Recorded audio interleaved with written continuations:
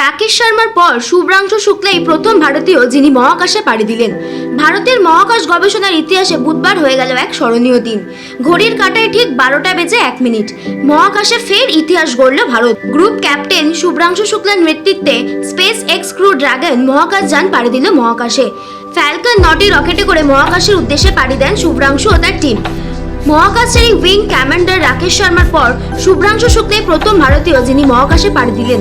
যে space centre থেকে তিনি আন্তর্জাতিক স্পেস স্টেশনের উদ্দেশ্যে পাড়ি দিয়েছেন তাও বিশেষ তাৎপর্যপূর্ণ, কারণ এই স্পেস স্টেশন 1969 সালে অ্যাপোলো 11A চেপে নীল আর্মস্ট্রং চাঁদে পাড়ি দিয়েছিলেন। স্বাভাবিক কারণেই ভারতবাসী হিসেবে এই দিনটা খুবই গর্বের। ক্যাপ্টেন শুভ্রাংশু শুক্লার নেতৃত্বে মহাকাশের উদ্দেশ্যে রওনা দিল 4 জনের একটি টিম।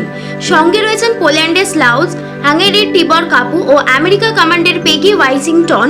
এক্সিয়াম 4 মিশনের অধীনে 4 জনের ক্রু সদস্য আন্তর্জাতিক স্পেস স্টেশন রওনা দিয়েছেন। 14 দিনের মিশনে তারা আন্তর্জাতিক স্পেস স্টেশনে 60টি বৈজ্ঞানিক গবেষণা করেছেন। এর মধ্যে 7টি গবেষণা ভারতীয় গবেষকদের প্রস্তাবিত।